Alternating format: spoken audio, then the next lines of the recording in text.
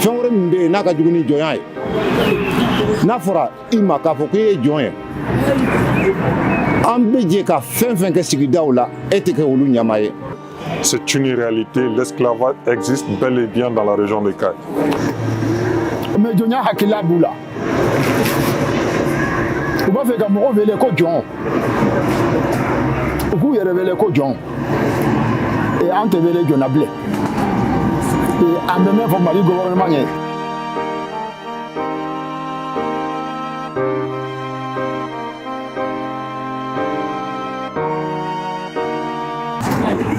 Boué Cissé olu kumana jɔnya ko kan ka yɛrɛ sɔn na kɛrɛnkɛrɛnnenya ba fɔlɔ bɛ cercle kɔnɔ ko jɔnya tɛ yen an bɛna o kuma de dayɛlɛ k'a fɔ mɔgɔw ɲɛ k'a fɔ ko kuma min fɔra ko jɔnya tɛ ko jɔnya bɛ yen bi jɔnya bɛ yen sini an bɛ sin ka dugu min dan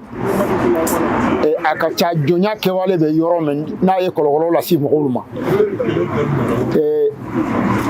Ne ye Kunɛnɛgun Jalo ye ka bɔ Kontera Keɲeba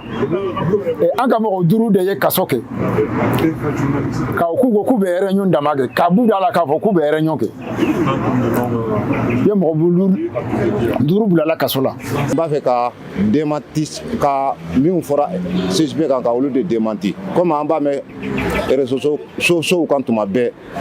ko mɔgɔ min bɛ CSP ɲɛ fɛ Europe à l'extérieur du Mali mɔgɔ min bɛ CSP ɲɛ fɛ Mali ko kan k'olu ye organisation de kɛ dɔrɔn ka taa ni balaw dɔ ye sigidaw la pour que olu bɛ dɛmɛ dɔ sɔrɔ cogo min k'u yɛrɛ dilan n'o ye an b'o mɛn kuma la tuma bɛɛ mais ne bɛ min ɲini média mɔgɔw fɛ ici en France yan nɔ ni kuma fɛn fɛn fɔra a bɛɛ bɛ se ka vérifier depuis CSP créera CSP ma dalansi kɛlɛ min na organisation fɛ CSP wulila fɛn dɔ de kama bon an tɔɲɔgɔnw mɛn peut-être olu bɛna o développer CSP wulila fɛn dɔ de kama parce que jɔnya b'an fɛ ni mɔgɔ min ko ko jɔnya t'an fɛ o ye nkalon ye rien ka mɔgɔ wele jɔnya o bɛ dɔ bɔ mɔgɔ la o bɛ dɔ bɔ mɔgɔ ka mɔgɔya la an t'o de fɛ an wulila k'o de ka bɔ an ni ɲɔgɔn cɛ. Mankan bɛ Kayi mara la n'o ye jɔnya ko ye a yira k'a fɔ ko jɔnya bɛ yen siga foyi t'a la ka sababu kɛ mun ye cɛkɔrɔba dɔ bɛ Makan Jara a bɛ bɔ Jalan Karisinganɛ san 70 ani san 5 a bɛ mɔgɔ 50 ni kɔ de balo a ka foro min ni a b'a sɛnɛ san 40 don min na a y'a bɔ a da kɔnɔ k'a fɔ ko a tɛ jɔn ye u y'a bali k'a ka n'o foro in sɛnɛ a ko k'a b'a ka foro sɛnɛ a y'a sɛnɛ a minɛna ka taa bila kaso la Bafulabe a ye kalo 3 kɛ kaso la ko a y'a ka foro sɛnɛ parce que a fɔra ko a tɛ jɔn ye o kama a minɛna ka bila kaso la. Je m'appelle Kamara Malali, fondateur de Gambanaro au niveau du Mali, président de Gambanaro International. Donc je reviens aujourd'hui pour faire un droit de réponse suite aux événements et aux vidéos de nos adversaires esclavagistes de Bafulabe, de la région de Kayes en général.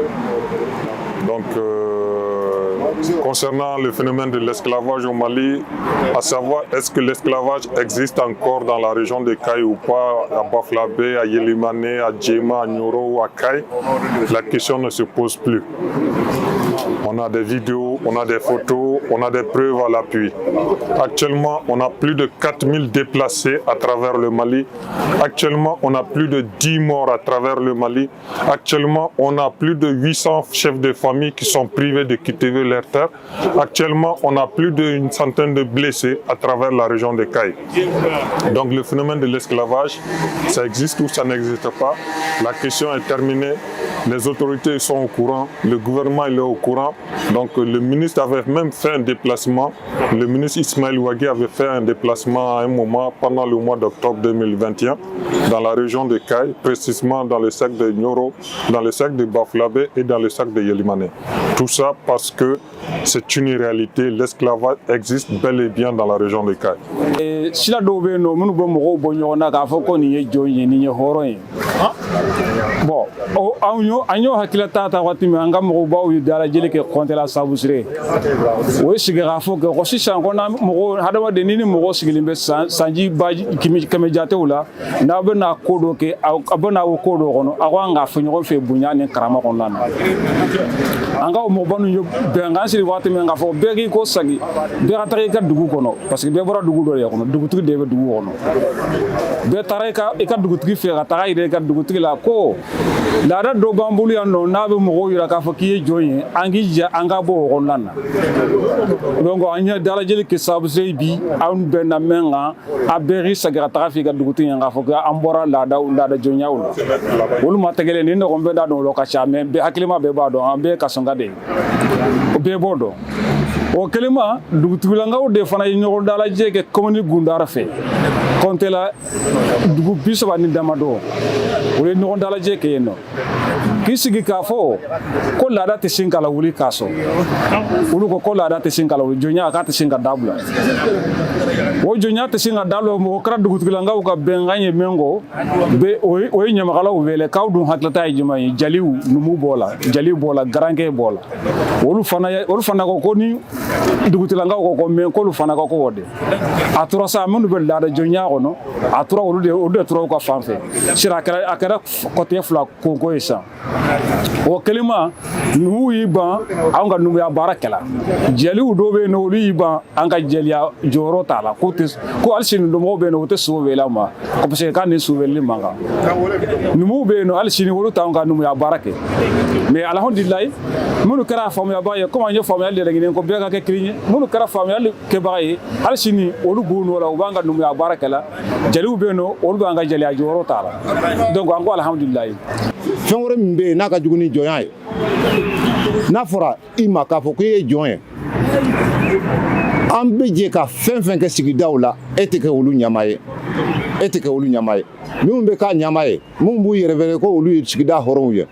n'u kɛra a ɲama ye kɔntɔrande t'u ni mɔgɔ cɛ k'a sɔrɔ an bɛ baara fɛn fɛn kɛ sigidaw la an bɛ de b'an tɛgɛ di ɲɔgɔn ma ka cotisation sara 50-50 ka baara ninnu kɛ n'o baara ninnu kɛra n'a sera nafa sɔrɔ yɔrɔ ma waati min mun de bɛ na ni nin don ye n'a sera nafa sɔrɔ yɔrɔ ma waati min an bɛɛ bɛ jɛ ka fɛn minnu kɛ o ɲɛmaya o tɛ di mɔgɔ ma n'i bɛ wele jɔn nin koɲa ninnu de kama n kan ka jɔnya supprimer ani ɲɔgɔn cɛ parce que jɔnya abolila il y a très très longtemps nin sugu ninnu de kama an wulila n kan bɛ jɔnya bɔ ani ɲɔgɔn cɛ ka site créer ko CSP ni mɔgɔ n'i tɛ jɔnya kɔnɔ k'i bɛ CSP rejoindre an b'an tɛgɛ di ɲɔgɔn ma jɔnya laadaw an b'o bɔ ni ɲɔgɔn cɛ an b'o supprimer k'a bɔ sigidaw la. Nous disons non. Nous demandons à ce que le gouvernement vote une loi dans les plus brefs délais comme ça a été au Niger, comme ça a été en Mauritanie, qui bannit, qui sanctionne et qui pénalise tous ceux qui esclavent. Même surtout et surtout ceux qui, par peur et par représailles, ont accepté le statut d'esclave. Parce qu'il y a certaines personnes qui ont accepté ce statut. On a vu des vidéos qui sont tournées dans le sac de Baflabé, dans la commune de Tomora ou dans la commune de Sidibella. Donc, des gens qui se disent, ils sont nés dans cette pratique, ils ont grandi dans cette pratique et ils veulent rester dans cette pratique. Personne ne veut rester dans l'esclavage. Personne. Personne n'aime l'esclavage. Même un âne, même un chien ne veut pas qu'on le traite d'esclave, ne veut pas qu'on le traite comme une famille d'esclaves. Donc, ceux qui ont accepté ce statut, c'est sous la menace, sous la contrainte et sous les représailles. Parce qu'ils savent que s'ils refusent le statut d'esclave, ils peuvent perdre leur maison, ils peuvent perdre leur terre cultivable, ils peuvent même perdre leur vie ou leur famille.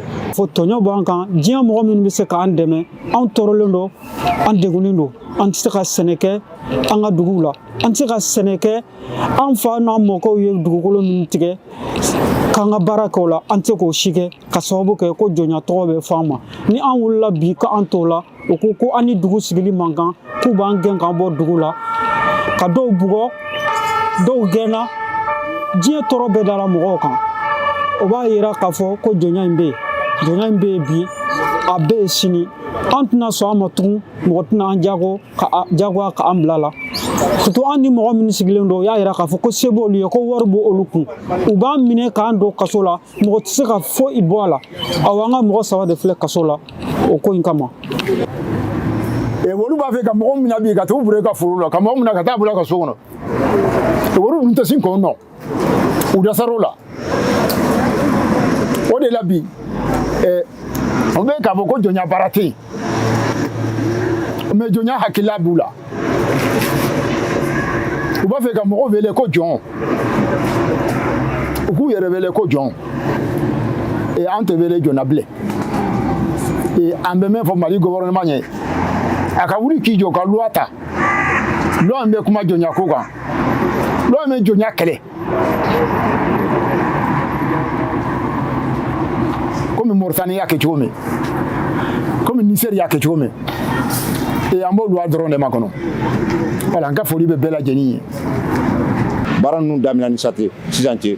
sigida ninnu sigi waati ni sisan cɛ a ye san caman bɔ yanni mɔgɔw k'a fɔ k'an tɛ jɔn ye y avait pas de problème mɔgɔw ko don min k'an tɛ jɔn ye o de kelen b'an bolo sisan mɔgɔ tɛ sigi mɔgɔ tɛ jɔ n'i ko i tɛ jɔn ye dɔrɔn e ni foyi droitlen tɛ sigida la kɔlɔn min bɛ se sigidaw la an bɛɛ de b'u se ɲɔgɔn fɛ en général yanni mɔgɔw yɛrɛ k'a fɔ k'an tɛ jɔn ye jɔnw de bɛ jigin k'a siɲɛ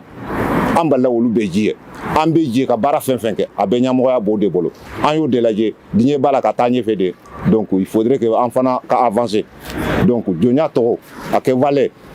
an wulila k'an b'o de supprimer n'an b'a la k'a ye réseaux sociaux kan ko jɔnya t'an fɛ ne bolo c'est archi faux u b'a la ka fɛn fɛn fɔ a bɛ témoignage b'an bolo an bɛ se ka témoignage ninnu kɛ k'an ka kumakan ninnu accompagner je vous remercie.